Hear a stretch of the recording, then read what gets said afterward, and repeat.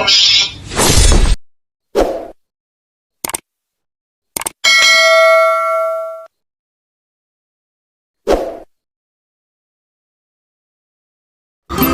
semua, kembali lagi bersama aku Lia Martoli Manurung dari Prodi Pendidikan Bahasa Inggris dengan NPM A1B021093. Di sini aku akan memperkenalkan dosen pengapu dari mata kuliah Pendidikan Filsafat yaitu Dr. Muhammad Kristiawan, MPD. Halo teman-teman, kembali lagi bersama aku Lia. Pada video kali ini aku akan membahas tentang kapitalisme, postmodernisme, dan neoliberalisme. So, jangan kemana-mana, tetap stay tune di video ini. 1. Kapitalisme. Menurut Karl Marx, kapitalisme atau kapital adalah suatu paham yang meyakini bahwa pemilik modal bisa melakukan usahanya untuk meraih keuntungan sebesar-besarnya. Beberapa ahli mendefinisikan kapitalisme sebagai sebuah sistem yang mulai berlaku di Eropa pada abad ke-16 hingga abad ke-19, yaitu pada masa perkembangan perbankan komersial Eropa di mana sekelompok individu maupun kelompok dapat bertindak sebagai suatu bantu yang dapat memiliki maupun melakukan perdagangan benda milik pribadi, terutama modal seperti tanah dan manusia, guna proses perubahan dari barang modal ke barang jadi. Di Eropa, hal ini dikenal sebagai sebutan guild, sebagai cikal bakal kapitalisme. Saat ini, kapitalisme tidak hanya dipandang sebagai suatu pandangan hidup yang menginginkan keuntungan belaka. 2. Postmodernisme. Menurut Michael Foucault, postmodernisme adalah serangkaian paradigma mengenai kritik terhadap karakteristik masyarakat modern dan terhadap kegagalan yang dilakukan dalam semua janji-janjinya, sehingga postmodernisme terhadap kecenderungan yang digambarkan sebagai segala sesuatu yang diasosiasikan dengan modernitas atau berbalik dengan modernitas yang terjadi.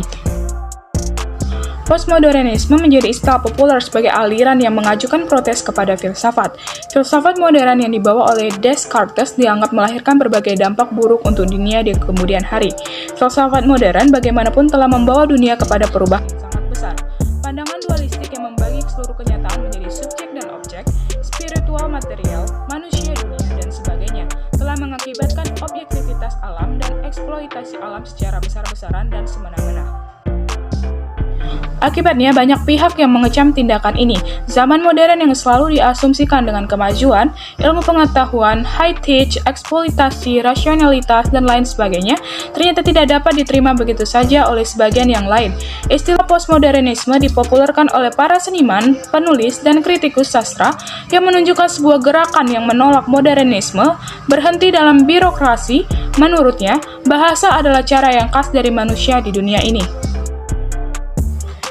Hermeneutika adalah panggilan reflektif keterbatasan setiap klaim tentang pengetahuan dan pemahaman atas relativitas kultural dan historis dari setiap bentuk wacana yang dihasilkan manusia. Foucault, seorang tokoh pemikir radikal postmodernisme, mengatakan bahwa budaya itu dikonstruksi oleh subjeknya yang bebas, tidak lagi oleh agama dan masyarakat. Inilah semangat yang tampak akhir-akhir ini setelah modernisme. Semangat postmodernisme mencoba mendekonstruksikan kembali konstruksi-konstruksi yang ada namun tanpa memberikan konstruksi yang baru sebagai alternatif, karena bagi kaum postmodernisme segala sesuatu adalah relatif atau di dunia ini tidak ada yang mutlak. Suatu konstruksi akan dipertanyakan tentang kebenaran dan bisa berubah-ubah setiap saat, karena mustahil menemukan kebenaran yang hakiki. Apakah aborsi itu salah? Akan dijawab relatif, tergantung siapa yang menilai. Jadi hal ini sesuai dengan apa yang ditanyakan oleh kaum postmodernisme bahwa manusia di zaman ini tidak mungkin lagi patuh dengan nilai-nilai. Walaupun dulu memang nilai-nilai itu ada, namun sekarang itu semua telah berubah. Kalau ini hanya yang terjadi, maka kehidupan manusia akan mengarah pada kekacauan dan kebimbangan karena tidak ada lagi pengakuan atas standar-standar kebenaran yang ada. 3. Neoliberalisme. Neoliberalisme adalah penyempurnaan atas teori tindakan liberalisme sosialisme yang menjunjung kebebasan individu. Pendekatan dalam ekonomi neoliberal ialah materialistik dengan mandang dari sudut ilmu ekonomi dengan harapan keadaan ekonomi akan menjadi statis. Keadaan pasar dilihat dari harga dan komoditas yang terjual. Seiring dengan hancurnya liberalisme pada tahun 1973 terjadi krisis minyak. Hal ini dilakukan oleh TT sebagai bukti mereka terhadap AS yang mendukung Israel dalam perang Yom Kippur. Keputusan TT ini dianggap serius oleh para elit politik negara-negara sekutu AS, dan mereka pun saling berselisih paham sehubung dengan angka pertumbuhan ekonomi, bebas bisnis, dan biaya-biaya sosial demokrat.